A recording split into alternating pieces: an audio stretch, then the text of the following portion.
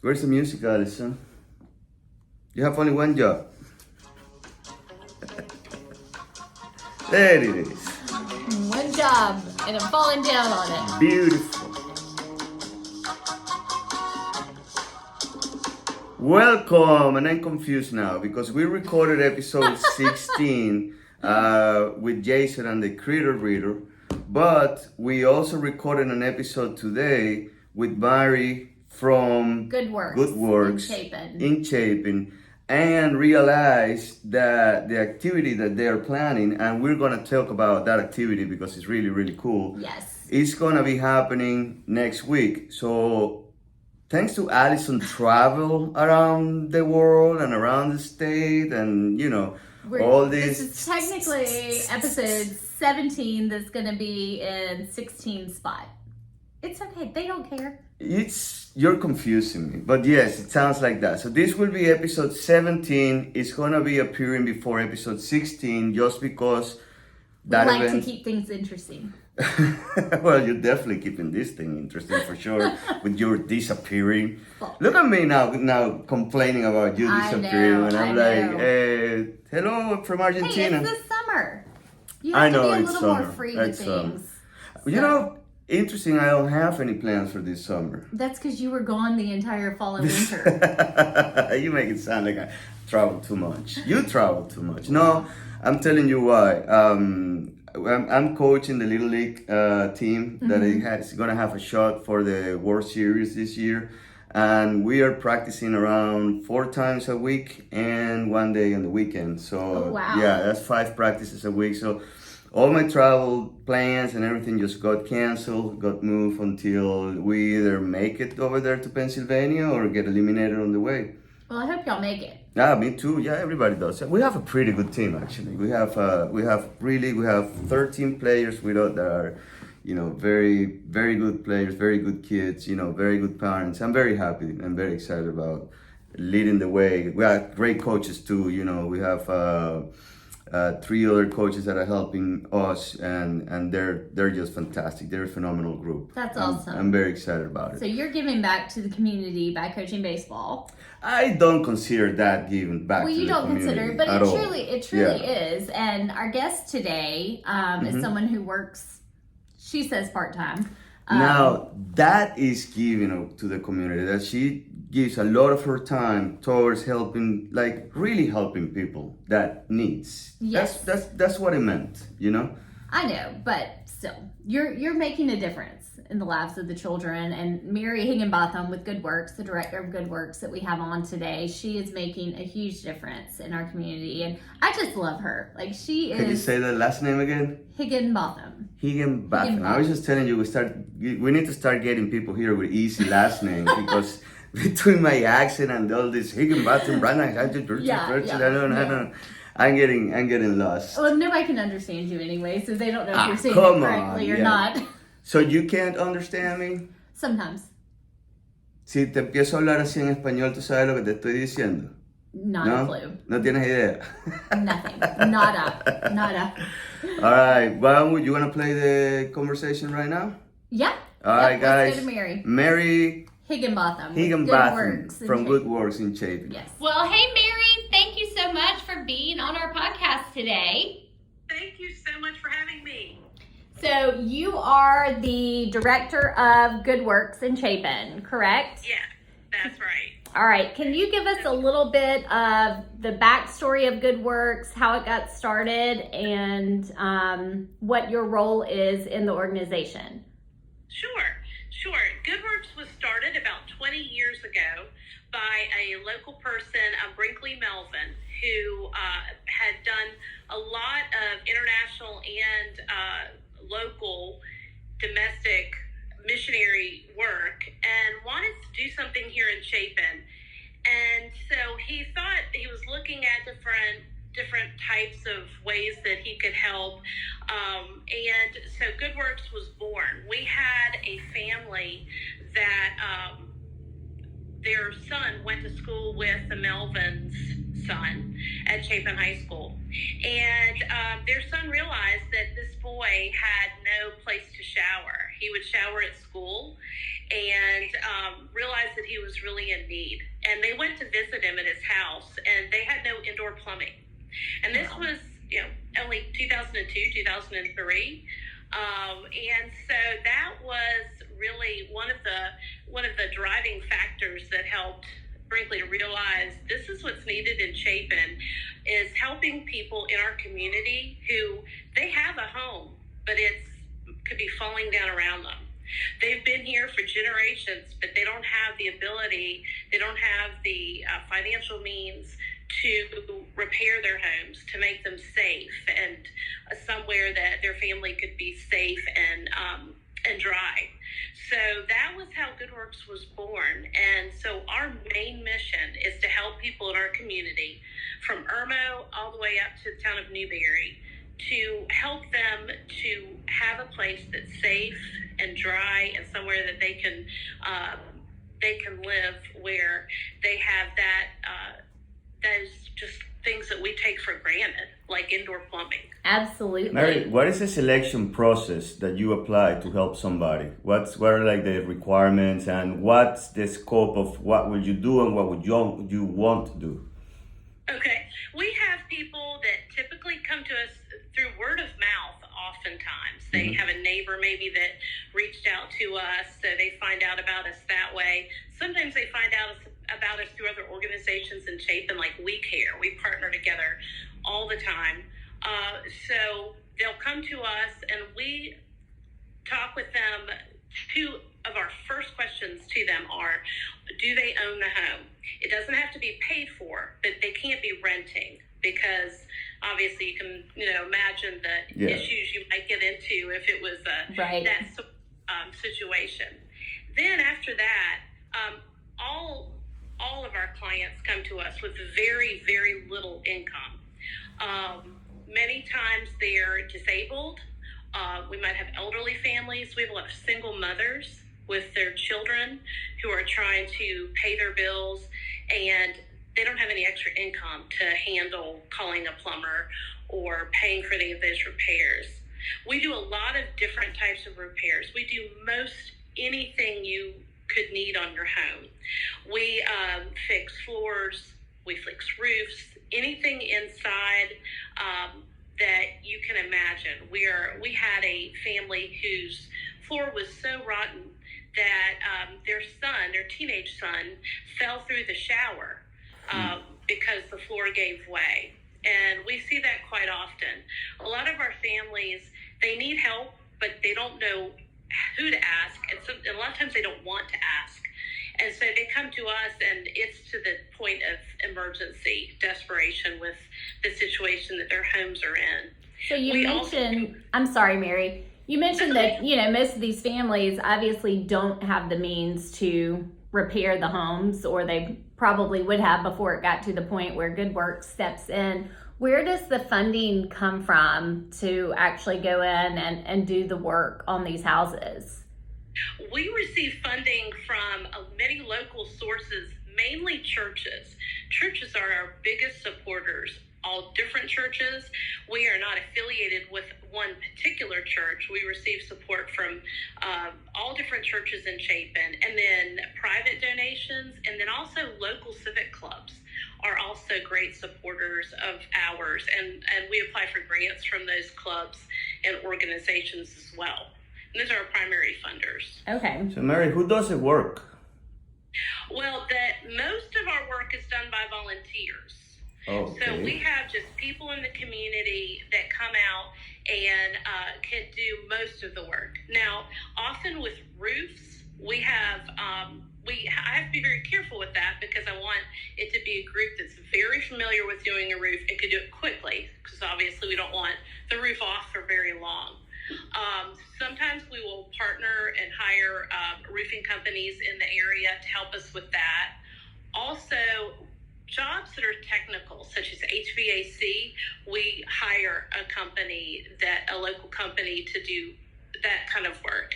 The other two jobs that we always hire out are wells and septic tanks, because of course that's too complicated and requires specialized machinery to do that. We do that quite often. Just in the last 6 months, we have spent over $15,000 on well repairs for our clients. But it's a necessity. They would be simply living without water if we weren't able to do that for them.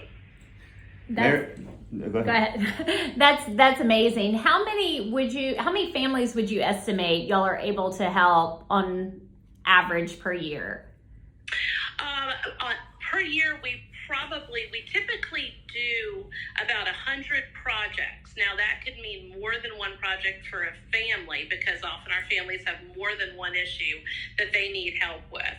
So typically we are probably helping about 50 to 60 families a year, just in different ways and in different types of projects. That's awesome. 60 Yeah. families a year. And Mary, question, you mentioned Chapin and Irmo. Are there other chapters of WeWork around the state, or this is pretty much it? We are it. We have not expanded. We like the local, we like being just a group that is here locally that knows who we're serving. We have relationships with who we serve. And so we've stayed small and just focused on our area. So GoodWorks is only here in Chapin. How many people do you have on staff? Like they devote, you are part-time, you're full-time in Yeah. WeCare, you're full-time. I'm part-time director, and then I have one person, and he helps me part-time around. He does he cuts the grass and does those kinds of things. He's actually one of our clients and has been a client for many years. He is the first person we ever built a home for, and he had a very bad living situation, and we decided in 2015 to build our first house, and so we built it for him. And so he lives in a GoodWorks house, and then helps us around all our grounds and keeping things up and helping me with things. And that's it. That's all. That's our staff. Wait a second. You said that you guys built a complete house from scratch? Yes. Wow. Yes. I didn't realize y'all had built a house. I knew it was a lot of home projects, but not actually a house from scratch. Yes, we built that house, and it is about 1,000 square feet. It's a 2-bedroom, 1-bath house, and we built it with a combination of donations and then some things, of course, that we paid for. And so we built it for about $25,000 because we were able to get such great donations from the community and different organizations and companies who would donate their labor and things like that. So That's amazing. That's really pretty exciting. cool. I also find it amazing that you are part-time, as you call it, and running this entire, yeah. Yeah. I mean, you're able to organize 100 projects a year. That's pretty remarkable. Yeah, well, I am very blessed to have some really great volunteers that I have a few office volunteers, 3 ladies in particular who are at my office at least once a week, and they're fantastic. And then our project volunteers, we have quite a few who are, especially year-round, are retired volunteers, and they step in and help with projects as much as they can, which is great, because I'll just call them and say, I've got a project for you, and then they'll say, let me find some time. So they get out there and get to work. That's awesome. What's your current pipeline of projects? Like, are you actively searching for projects all the time, and you're summertime usually it gets really busy for us in real estate. So is it the same thing for you? What's We have projects all the time and needs that we have to fill year round. We are particularly busy with being able to complete projects through the summer, because it does free up. People have a little more free time sometimes during the summer, a little more ability to take some time off. That's also a time when we can organize more events with volunteers to get more projects done. But we always have projects waiting. And one thing that we tell our clients when we meet with them is that we don't require, they don't pay us for anything. They don't ever sign over their property to us or anything like that. The only thing we ask them is for their patience, because it can take us a little while, especially depending on the type of project. If it's particularly challenging, then it might take a little bit of time before we can get to them. So you mentioned events. Is the Good Works Blitz, is that your biggest event of the year? Yes, it is. Okay. What is it? That is a 4-day event. Our partnering organization with that is Lake Murray Presbyterian Church. And then we have other organizations and churches who participate as well. All are welcome. And this event is 4 days beginning Monday, June 19th, lasting through Thursday. And so every day we have volunteers that come out. They work with breakfast in the morning, a devotion, and then go out to the project sites. And then they come back to the Good Works office for lunch, which we provide breakfast and lunch. And then they go back out to the project site until typically around 3 o'clock or so in the afternoon. Sometimes later, just whenever they can find a good stopping point. And that's Monday, Tuesday, Wednesday, and then on Thursday, the day ends after lunch. And we can complete sometimes, probably on average, 15 to 20 different types of projects that week. But we go into the week with 5 to 6 major projects. A couple that are pretty big this year. So we're... I've heard a lot about one of those. Yes. What is it? I don't know. So my husband, David, is he's volunteered with Good Works for the last, I think this will be his 3rd summer with y'all, and he looks forward to this week every year. In fact, he canceled. I had booked a vacation this summer thinking it was the following week, and he's like, nope, I've already committed to Mary. I told her I was doing Good Works. We can't go. So I just felt terrible about that. Not your fault at all. I mean, but he's definitely that is something he has committed to every year. And I think we have a lot of volunteers actually affiliated with RE/MAX at the Lake. I think Molly's husband, and then Keith, and then Robbie Milam, he's helping. He's going to be a project leader working with David. I believe that's what they're going to do both as leaders. And I'm so thankful to the project leaders, because we couldn't do what we do without them, because we need their expertise in knowing how to do the projects, how to do the repairs, so they can lead everybody else. Otherwise, we wouldn't be able to do it. And so they're just integral to what we can do year round, as well as and during the Blitz. It's just key. So I'm so appreciative for people like David and Robbie, Keith Sims, all come out. And I'm really excited that RE/MAX at the Lake is coming out on Wednesday. And that's a question I have for you too. Let's say somebody's listening and doesn't have any experience building or in construction. How can they help? They can come out, and our leaders are so good at showing our non-skilled volunteers what to do. So either they'll teach them how to do some of that construction, or some of our volunteers are great and comfortable with being, holding something steady, going to go get materials, and doing those kinds of jobs that are really helpful to our leaders. So we can put someone in always to work, no matter what their skill level is. What's the minimum age requirement? 12 is our minimum age requirement that we feel like is a good age to come out and work and go with the volunteers to a project site.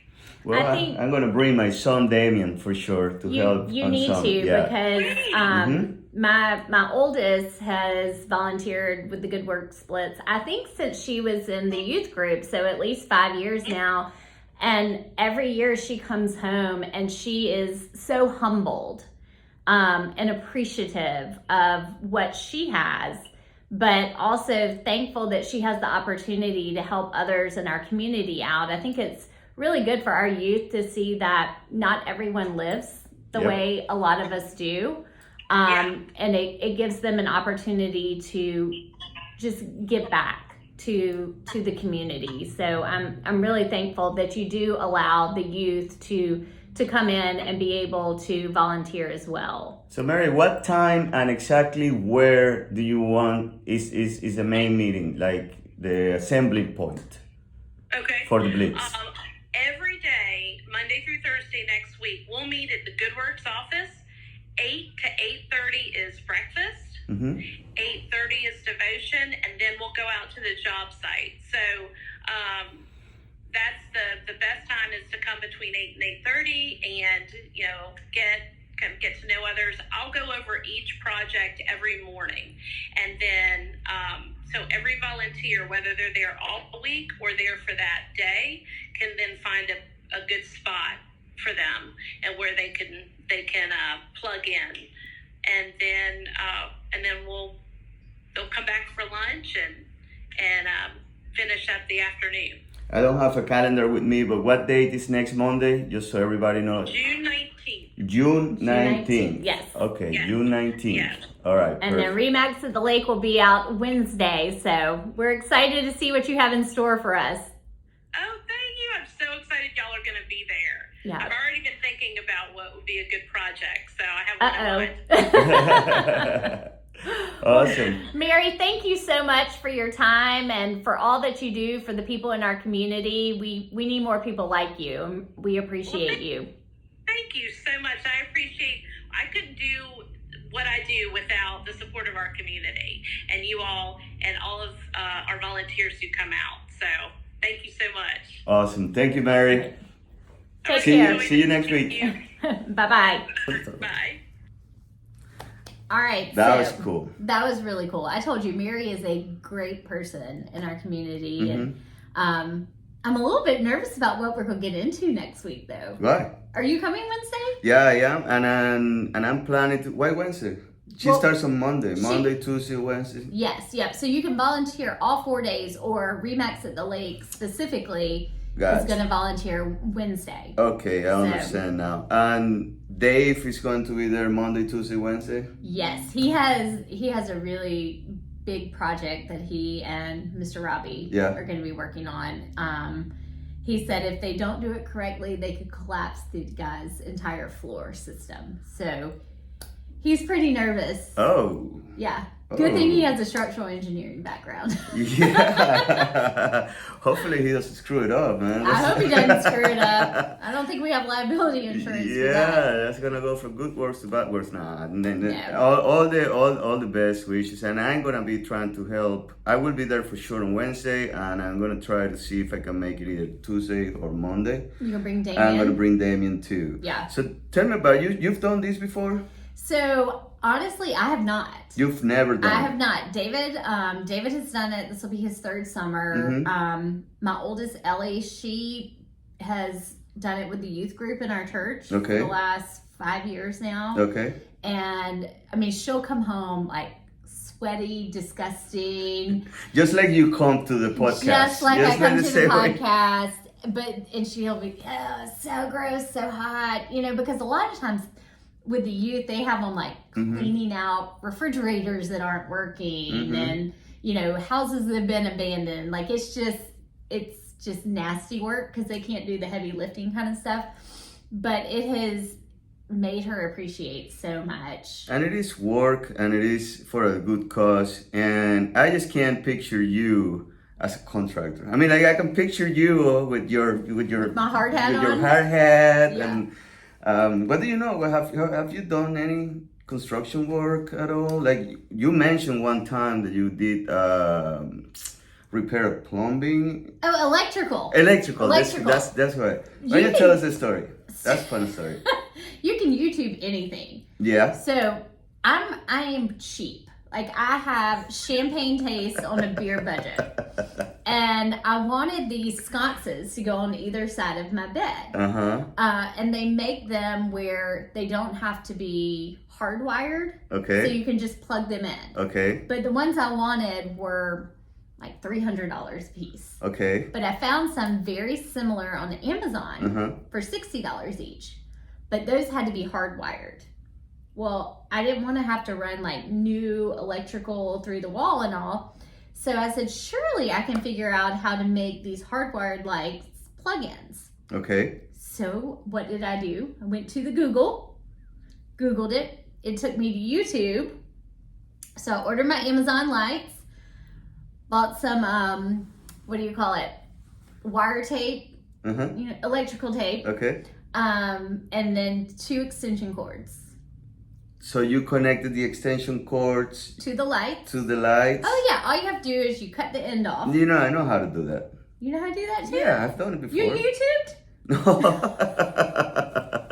No, but I instead of hardwire, you just plug it in. So now you have a lamp that instead of connecting to the hardwire to the Correct. you just plug it in. So how do you hide the cable that goes from the wall Oh, to? so my walls were white. So I took a glue gun. Okay. And I just did a strip of glue. And then I did the white extension cord along the glue. Dude, you're such a redneck. Beer taste. Go have champagne taste Champagne taste on the beer bottle. on a beer, man. Yes. we need to see pictures. We need to show me I've got pictures. Does it look nice? It looks great. I've gotten lots of compliments on them. All right. Well, that's something that maybe we don't want to do at Woodworks. Listen, I'm not licensed in electrical, Obviously. so I mean, I'm just putting it out there. I mean, you can hire me at your own risk. Well, listen, if I got a story too, you know, like if anything, when we moved here to South Carolina, I've never been in charge of a yard, you know, a backyard. The backyard that we had in the city was Concrete. Yeah, actually, it was fake grass, plastic yeah, grass. AstroTurf. Yeah, the AstroTurf. Okay. Yeah, because it was a concrete patio, and we just slap it in with AstroTurf, and it was actually great. You see, the winter everything was dead, and we had that green yard. If I could afford it, my entire yard would be AstroTurf. Well, it gets hot during the summertime. It really does. Okay. That's the only negative thing about it. But then, you know, we moved down here, and dude, I didn't know there were so many type of grass. To be honest with you, the only type of grass I knew was like the legal and the illegal. That's it. And now I have to zoysias and Agustin, Tiftoff, Bermuda grass, blah, blah, blah, blah. I'm like, oh my God, I had to reteach myself. And, you know, after 10 years living here, I think I know a little Figured it out. Yeah, 1 or 2 things about grass. You know, I also work at Lowe's. Moving here, that was one of my first. I forgot you said you worked at Lowe's. Yeah, and you know it was funny because Home improvement, not grocery. Yeah, the home improvement, the hardware store. And I didn't really have anything in our house. You know, we didn't have a lawnmower. I mean, we moved from a very little apartment, so we didn't have a lawnmower. We didn't have none of the tools for the outdoor. So I started to buy the stuff that I needed. So my paycheck was like $500, and then I spent like $2,000. Yeah, spent like $2,000 on gear, and people were looking at me like, "Excuse me, where are you from again?" So when we go to volunteer next week, I'll be in charge of electrical. You'll be in charge of yard cleanup. That sounds like a plan. Are you sure you're gonna be in charge in electrical? I mean, you just like literally just jump a cable with electrical tape. No, I'll do whatever Mary asks me to do, but I'll stay away from the electrical. Yeah, electrical is complicated, you know, like, and you can mess it up pretty big time. Yes. How about paint? I can paint. Do you like painting? No, I don't like it, but I can do it. You gotta like. What don't you like? What don't you like about painting? It's like relaxing for some people. You have to have a really steady hand and a lot of patience, and I don't have either. I relate with that. I have one of my best friends. He loves painting, like that thing.